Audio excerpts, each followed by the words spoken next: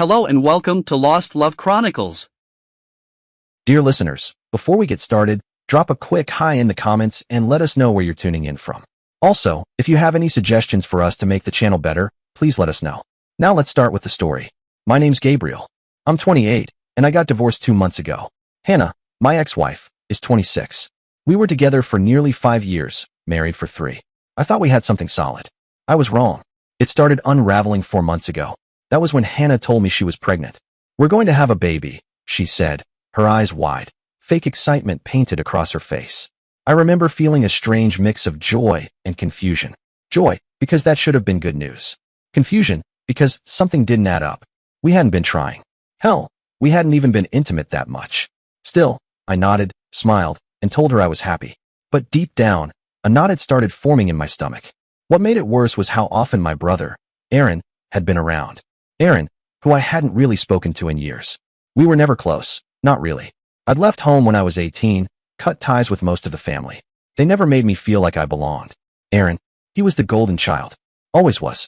But recently, he'd started showing up, offering to help with things, bringing over takeout, lingering just a little too long in the kitchen when Hannah was cooking.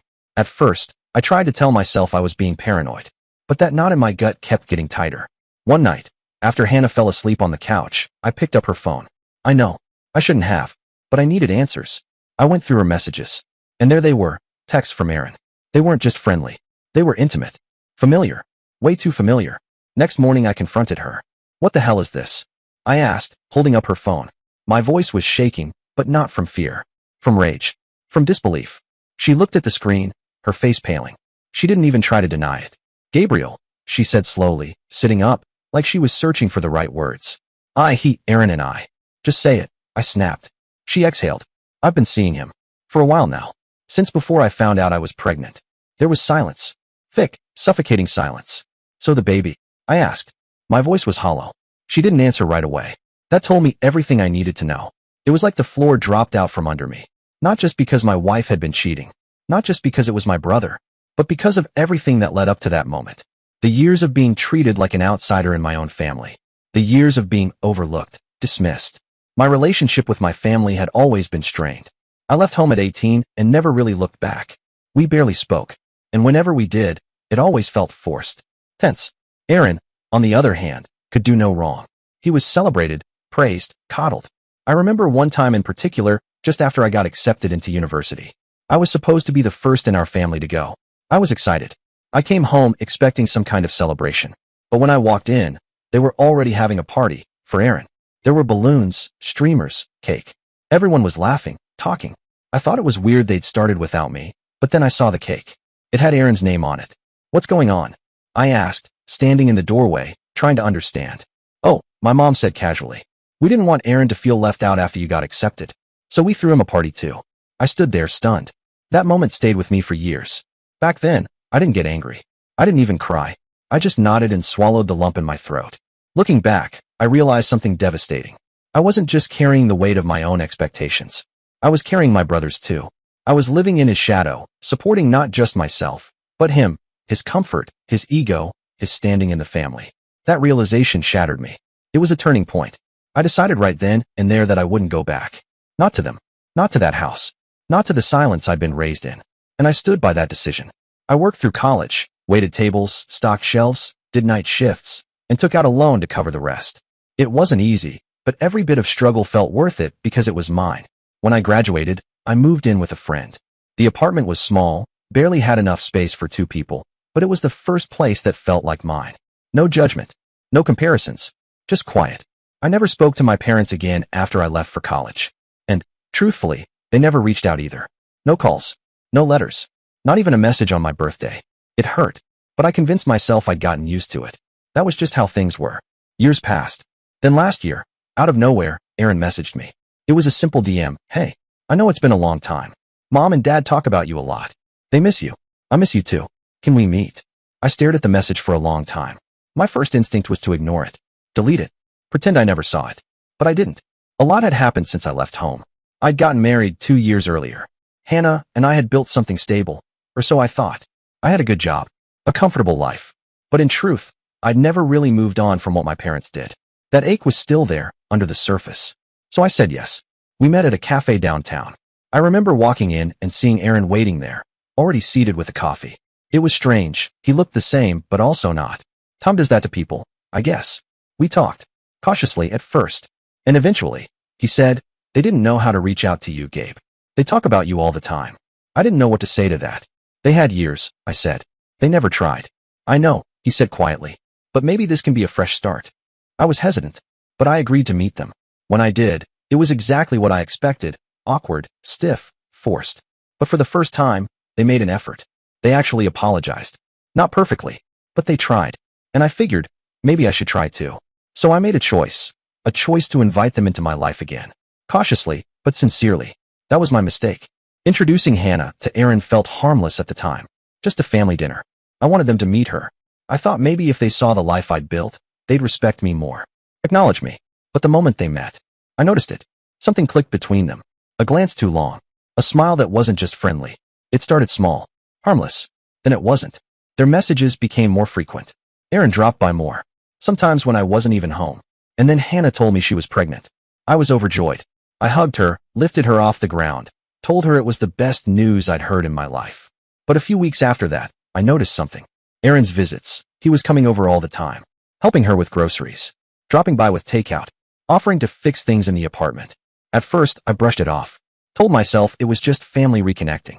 But then, it started getting weird. When Aaron would put his hand on Hannah's stomach, my wife's pregnant stomach, and speak into it like he was the father. He'd say things like, "Hey little one, Uncle Aaron's here," with this strange softness in his voice. Too familiar. Too possessive. I remember looking at Hannah after one of those moments. Why does he talk to the baby like that? She just smiled like I was being ridiculous. It's not that big of a deal, Gabriel. He's just excited. You're reading into things. But I couldn't shake it. Something in me was screaming that this wasn't right. That I was being played. 6 months into the pregnancy, I reached a breaking point. That night, while Hannah was asleep, I sat on the edge of the bed, staring at her phone on the nightstand. I knew what I was about to do was a violation of trust. But I also knew something was wrong. I picked up the phone. What I found made my hands go cold. There were texts. Dozens of them. Messages between Hannah and Aaron, buried under code names and inside deleted threads I recovered from the recently deleted folder. Messages filled with "I love you," and "I can't wait until it's just us," and even one that said, "He still doesn't know? God, he's so clueless." Then I saw it. "Aaron, after the baby's here, we'll tell him. It'll be cleaner that way. He'll think it's his. He'll pay, and we'll finally be free." Hannah, exactly. We'll have everything we need. He'll never see it coming. I put the phone down. My legs went numb. My stomach felt like it had caved in on itself. I don't even remember how long I sat there in silence, staring at the wall. The next morning, I couldn't pretend anymore. I waited until we were alone in the kitchen. "I need to ask you something," I said quietly. She looked up from her coffee. "Okay, I saw the texts," I said. Her hand froze mid-lift. "What text?" "You know exactly which ones." There was a pause. A long one. Her face flickered. Surprise, then panic, then a calm mask. "I don't know what you're talking about," she said, almost too calmly. "Stop," I said. "Just stop lying. You and Aaron. The baby. It's his, isn't it?" She looked down, then slowly set the cup on the counter. For a second, I thought she'd keep denying it. Then she sighed. "Yes," she said. "It's his." The weight of that single word crushed something in me. I didn't scream. I didn't cry. I just stood there, frozen. She tried to explain herself. "It just happened," she said. "We didn't plan it." But then it made sense. "We're better together. We were going to wait until after the birth to tell you. Spare you the stress." Spare me? That was the end. Right then and there. 2 years of marriage destroyed in a heartbeat. A betrayal that went deeper than I ever imagined. But what came next was somehow worse. I told my parents. I needed to believe, desperately, that they would understand. That this time, they'd be on my side. But they weren't.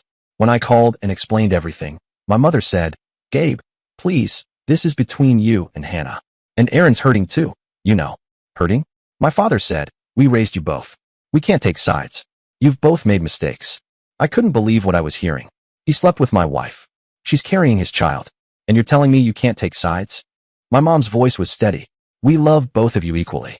Those words, meant to comfort, only deepened the wound. It hit me in that moment. Every promise they made to do better, every effort to rebuild what we'd lost, it was all meaningless. Their words about valuing both of us equally turned out to be empty. Their promises were just hollow words. When Hannah and Aaron finally made their relationship public, on social media, Of all places, they did it with smiles and filters, like their betrayal was something to be proud of. They didn't just announce the end of my marriage. They announced their beginning.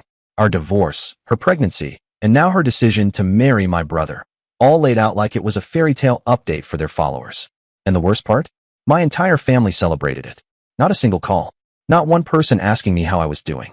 No one cared that I'd been lied to for 6 months, that I believed I was going to be a father. No one acknowledged the mental toll, the betrayal, the humiliation. It wasn't just that I lost my wife. It felt like I'd lost a child, a future, a piece of myself. When I called my parents and asked, "How can you be okay with this? Do you even understand what they've done to me?" My mother sighed, like I was the one being unreasonable. "Gabriel, it's not ideal, but this is for the best. Sometimes things just work out differently. For the best," I said, stunned. "They lied to me. They used me. He's your son too, but I was your son first. Doesn't that mean anything to you?" My father stepped in then. "Look, Gabe, they found happiness. You should try to be happy for them. Don't hold on to bitterness. You'll only hurt yourself." I wanted to scream.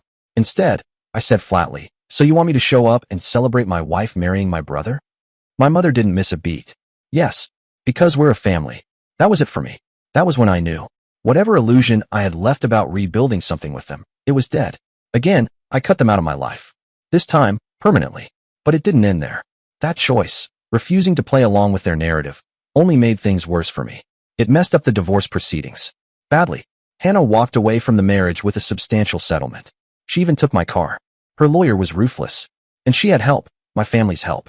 Their statements. Their support. She and her attorney painted me as controlling. Toxic. Claimed I pressured her into quitting her job, that I isolated her, emotionally manipulated her. None of it was true. She left her job on her own. We talked about it. She wanted to focus on herself, maybe go back to school. But now, somehow, I was the villain, the manipulative husband. And my family, my own flesh and blood, they backed her story. She didn't feel safe, my mother actually said in court. He's always had a bit of a temper. She wasn't allowed to work, my father added. He was very traditional about those things. They twisted everything. I was called a misogynist, a man with anger issues, an unstable husband. And with their testimony stacking up against me, it didn't matter what the truth really was. I lost thousands. But, in all of that, the only thing I managed to hold on to was the house. Thankfully, I got to keep the house. When the divorce was finalized, I didn't feel joy. I didn't feel closure. I just felt relief, like I could finally breathe again. It was over. No more lies. No more betrayal. No more pretending. I was free. There's no waiting period for divorce where I live, and thankfully, Hannah didn't contest it. Probably too busy nesting with Aaron. So I wrapped it up fast. Filed the papers, signed the dotted lines, handed over more money than I cared to admit. I was done with this crap. Done with them. And I swore to myself, I would never let any of those god-awful people back into my life again. But moving on wasn't easy. Some nights I'd lie awake replaying everything. Every word, every look, every text I wasn't supposed to see. But I refused to let it break me. I threw myself into work. Took on more hours. Volunteered for projects no one else wanted. It was exhausting, but it kept my mind busy. And eventually, that grind paid off. 2 weeks ago, I got promoted. Better title, better salary, better company car, the works. For the first time in months, maybe years, I felt proud of something. I felt like me again. So I treated myself. Solo dinner at one of my favorite restaurants. Quiet, classy, a place I used to go before everything in my life caught fire. I was in such a good mood, I even posted a photo. Just a simple plate of food and a caption, celebrating new beginnings. I didn't expect that post to open the door to the past. Within a day or two, my phone buzzed. A text from my mother. "Mom, saw your post. So proud of you. Want to come visit us this weekend? Everyone would love to see you." I stared at the message, my chest tightening. Now they were proud. Now they wanted to see me? I ignored it. But she didn't stop. More texts. Then calls. I let them ring out. I had nothing left to say to her. Nothing I wanted to say. Not after she stood in court and painted me as a monster. Not after she defended Hannah. Defended Aaron. But the calls kept coming. Morning. Afternoon. Late at night. Then, she showed up. At my workplace. My assistant came to my office, looking nervous. "Gabriel, there's a woman in the lobby. She says she's your mother. She won't leave." I rushed down, heart racing. And there she was, arguing with the receptionist, raising her voice like she had every right to be there. "I am his mother," she snapped. "He can't ignore me forever." When she saw me, she softened instantly, like flipping a switch. "Gabriel," she said, arms out, smiling too much. "I just wanted to see you." I clenched my jaw. "You can't come here. This is my job. You wouldn't answer my calls, she said, ignoring the embarrassment she was causing. We need to talk. As a family. There is no family, I said flatly. You made that clear. The receptionist looked like she wanted to disappear. I waved her off, apologizing silently. Please, my mother said, voice dropping. Don't be like this. Let's just talk. I didn't answer. I couldn't, not with everyone watching. I felt cornered, humiliated, trapped by her persistence. I only agreed to visit because I didn't see another way to get my mother out of my office without causing more of a scene. So I made her a promise. I'll come by in a few days, I told her. She smiled like she'd won something and finally left. A few days later, I kept my word. Not for them, just to get some peace. They'd moved. Bigger house. New furniture. Baby toys in every corner. I recognized the signs right away. They'd used the settlement money to fund the whole thing. My alimony included, no doubt. It stung a little, but not enough to really shake me. By now, the alimony was such a small fraction of what I earned that I barely noticed it. I could afford it. Still, the thought that I was funding the comfort of the two people who betrayed me, and the parents who supported them, twisted something deep in my chest. Aaron wasn't home. Probably couldn't face me. Hannah was asleep, according to my mother. So it was just the two of them, my parents and me, sitting in their pristine, new living room. And I didn't say much. No small talk. No questions. I wasn't here to reconnect. 5 minutes passed. The silence was thick. Then, out of nowhere, my father blurted it out. Your brother lost his job, he said. I didn't react. I just stared at him, waiting for the real reason they'd dragged me here. And my mother jumped in quickly. Well, the settlement money, the alimony, it's not really covering everything anymore. Especially with the baby now. I kept my arms folded, face calm. I wanted them to say it. All of it. We saw your post. My father continued. About the promotion. The new role. We were thinking, maybe you could help us out? Just until things stabilize. I let the words hang there. Help them out. Help them. They were retired. Aaron was unemployed. Hannah wasn't going back to work, of course not. And with a newborn in the house, expenses must have been piling up fast. I knew that. But still, after everything they did, after how they turned their backs on me, after how they painted me as the villain, supported the lies, celebrated the betrayal, they had the audacity to ask me for help. I couldn't believe it. I was shocked that they even had the nerve to approach me for it after everything that had happened. I was so shocked I didn't even have anything to say for a good few minutes. I just sat there, staring at them, trying to process what I'd just heard. My own parents, who had made it abundantly clear whose side they were on. My father, who once called me selfish for stepping away. My mother, who pretended neutrality but never hid her preference. And now they wanted my help? Eventually, I came to my senses. I didn't owe them this moment, not even an explanation. I stood up silently and walked toward the door. My parents started speaking over each other, voices rising. Gabriel, wait, just hear us out, my mother pleaded. You can't just walk away again, my father added sharply, though there was a tinge of desperation under his usual firmness. But I didn't respond. I wasn't interested in another guilt trip. I pulled the door open, and there he was. My brother. He looked startled to see me, his hand half raised like he was about to knock. The smugness he always carried was missing, at least for now. We stared at each other, neither of us saying a word. I could hear my parents behind me still calling out, but I brushed past him without a second glance. The rain was coming down hard, thick sheets of it, soaking me instantly as I stepped off the porch. The short walk to the car felt longer somehow, the cold seeping into my clothes, into my bones. And the mood I was already in? That rain didn't help. As I reached my car and fumbled in my pocket for the keys, I heard footsteps behind me. I turned slightly and saw all three of them following me, my parents and my brother. They looked like a miserable group, wet and desperate, and for a split second, I thought maybe I'd misjudged them. Maybe. Then my brother spoke, his voice shaky but still carrying that underlying pride I'd known all my life. Gabriel, look, I know we haven't been on great terms, he began awkwardly. But things are really bad. We wouldn't ask like this if we had any other choice. I didn't reply. I didn't want to get into it. My father cut in next, trying to play the peacemaker now. It's not just for us. It's for the baby too. She's your niece. My hands clenched tighter around the keys I'd finally managed to grip. Then my brother continued. Look, I know I've been difficult, but this isn't about the past. We're just asking for help. Please. That was it. I spun around and snapped. Stop. Just stop bothering me. If things are really that bad, go ask strangers on the street. Maybe someone who doesn't know you will feel more sorry for your situation than I do. Their faces froze. And with that, I turned back, unlocked my car, got in, and drove off, leaving them standing in the rain. I'm not going to lie. It was pretty satisfying to do that to my family. After everything they put me through, Years of belittling, dismissing me, taking my ex's side in the divorce. They deserve to stand in the rain and feel even a fraction of the cold I've felt for most of my life. It's been 2 days since that night, and I've been going back and forth in my mind, wondering if maybe I was too harsh. My mom's been texting me nonstop.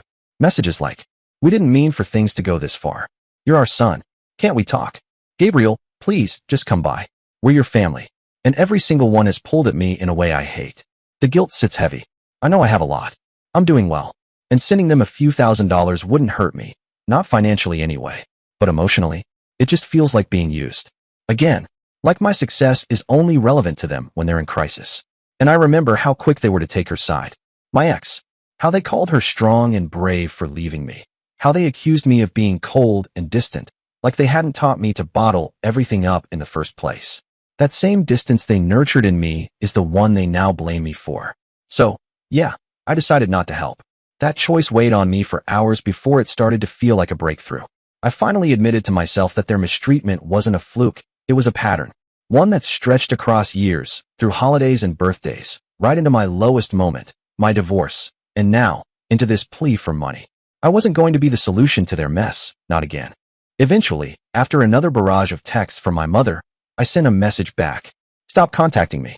If this continues, I'll involve my lawyers. I suggest you leave me alone." Cold. Maybe. But effective. Because it finally shut her up. That is, until my brother showed up.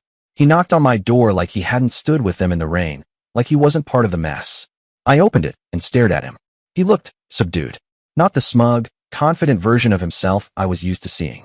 "Gabriel," he said, stuffing his hands in his jacket pockets. "I just wanted to talk." I didn't say anything. I didn't move to let him in either. "I get it," he said.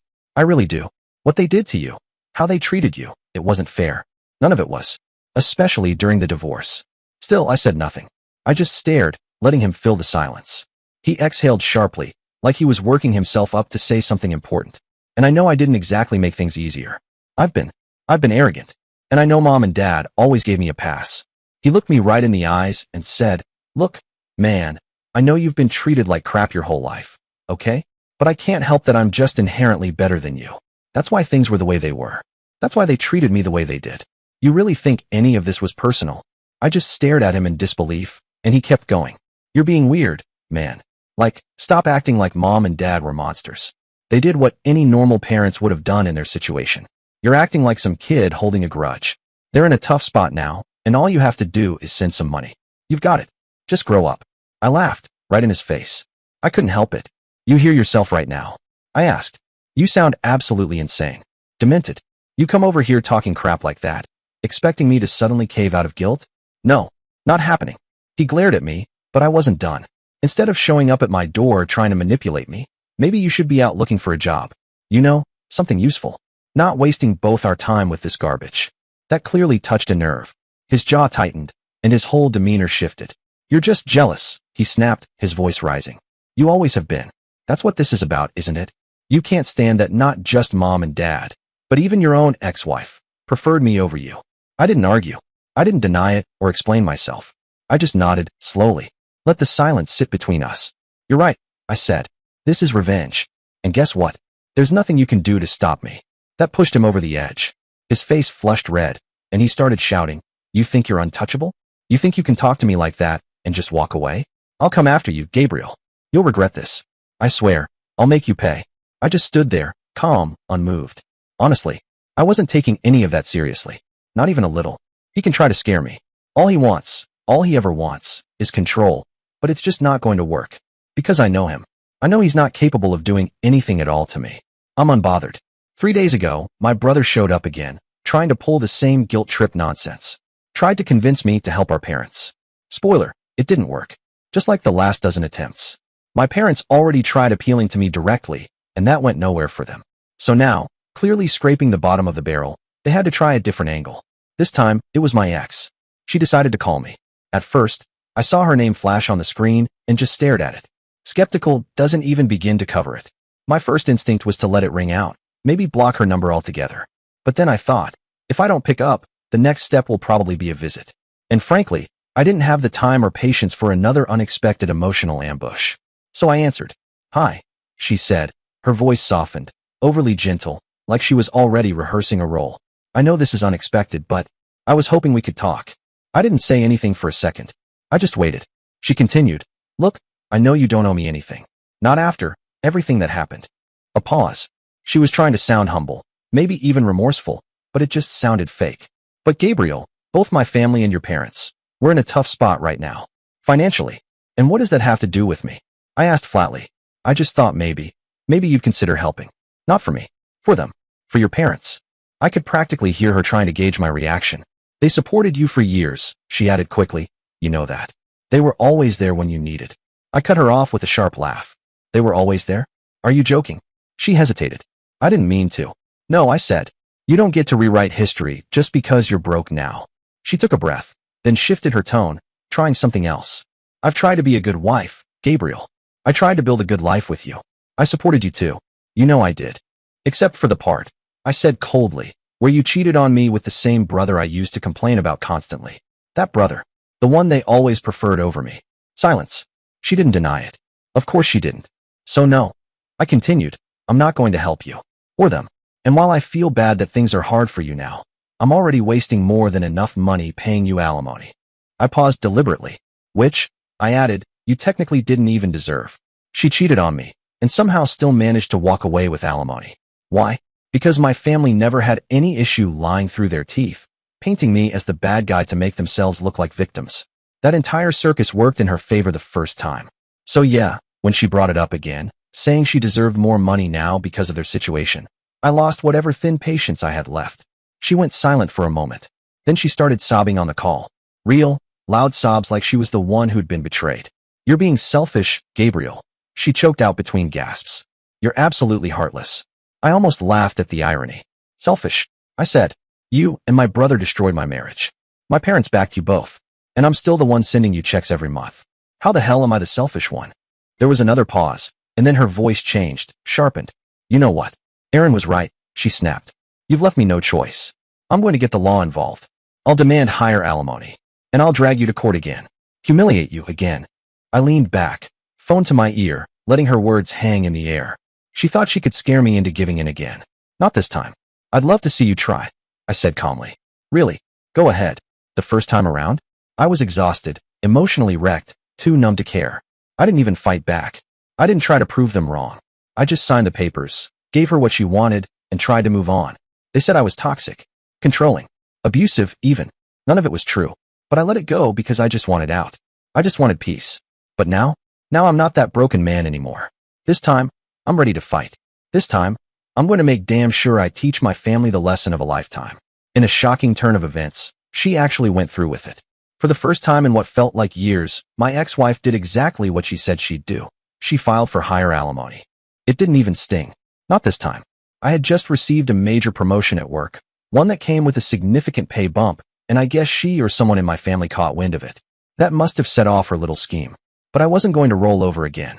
No more being the quiet one. No more being the punching bag. I picked up my phone and called up some of our mutual friends. Most of them just thought we'd split and went our separate ways. They had no idea what really went down behind closed doors. So, I laid it all out, everything. The cheating, the lies, the false claims, the way her crocodile tears won over everyone the first time. There was silence on the line for a beat. Then, all at once, the reactions poured in. Wait, she cheated on you?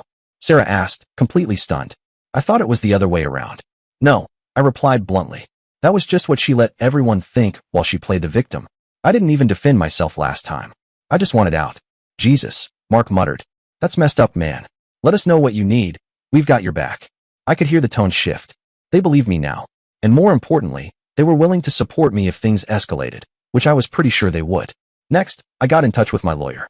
I want to fight this, I told him flatly. I want to discontinue the alimony completely. She doesn't deserve a cent. He didn't seem surprised, just nodded slowly. Then let's get to work. We'll need to build a solid case. I've already started, I said. I had spent the past few days going through old emails, text messages, and anything I could get my hands on. Proof of how manipulative my parents had been, how my brother had smeared my name, how they all treated me like an outsider in my own damn family. And now, suddenly, they were calling me nonstop, hinting at my recent promotion and asking for help, like we were ever close. Leeches. Every last one of them. I didn't care anymore about preserving the family name or keeping the peace. I was done. I wasn't going to pause and worry about how they'd feel if I exposed the truth. They'd never cared how I felt when they threw me under the bus. I also reached out to some cousins. We weren't exactly close growing up, but they had seen enough. I remember how they used to treat you, one of them said on the phone. It was like you didn't exist unless they needed someone to blame. I'll say whatever you need. That meant more than I expected. I gave everything I had to my lawyer. After going through the evidence, he looked at me and said with a nod, "This is solid. Might be airtight, honestly. We could actually stop paying alimony." I knew it was already out there. She cheated on me. That part wasn't news. But what most people didn't know were the reasons she'd given to justify it. According to her, I was cold, neglectful, borderline abusive. And of course, my brother, the so-called white knight, had swooped in to save her. It was all lies. And while I hadn't fought back the last time, just let them spin their version and walk away, I wasn't going to stay quiet anymore. Not this time. This time, I was going to set the damn record straight. I stood tall when I faced my family.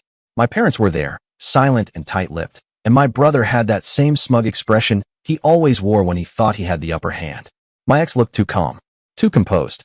"Before we proceed," I said, sliding the flash drive across the table to my lawyer, "I'd like to show a few things that weren't known previously." He nodded and plugged it in. The first video played. It was a mutual friend of ours, Anna. Her voice came through clearly. Gabriel never raised his voice, let alone his hand. If anything, he was too patient. I saw how he was treated, how isolated they made him feel. The lies being spread about him are just cruel. One by one, the testimonials rolled. Friends, old classmates, even two of my cousins, Laura and Ishan, who hadn't spoken to me much over the years but remembered how I was treated growing up. He was always left out, Laura said. His own parents would belittle him and then tell him to grow a thicker skin. And now they want money from him. When the last video ended, the silence was heavy. My family looked stunned, like they'd been hit with cold water. My mother opened her mouth, but nothing came out. My father frowned, but didn't say a word. And my brother? His smugness was gone. For once, he looked uncertain. "I guess you all thought I'd roll over again," I said, looking each of them in the eye. "Then I take it quietly like I did last time. But I'm not the same person anymore. Whatever you all put me through, it didn't break me. It made me a lot stronger." My ex wouldn't even look at me directly. She was staring at the floor, blinking way too fast. My lawyer leaned toward me and whispered, "We've got everything we need. This is airtight." Yesterday, it was finalized. I wouldn't have to pay her a single cent in alimony. Not anymore. Not after all this. When the judge delivered the final word, I could barely stop myself from grinning. I felt light, like I could finally breathe. And the cherry on top? Watching the looks on their faces. My family looked like someone had pulled the rug out from under them. And my ex? She looked like she was about to cry. Maybe she was. But I didn't care. Not anymore. I was simply done with this whole thing. I thought I'd just go home, crash on the couch, maybe order something greasy and indulgent, and lose myself in a movie, something brainless, just to celebrate the end of it all. For the first time in what felt like forever, I was free. No more alimony. No more lies. Just peace. But apparently, that was too much to ask. I'd barely turned onto my street when I spotted my brother's car parked outside my house. At first, I figured it had to be a coincidence. Maybe he was just in the neighborhood. But no.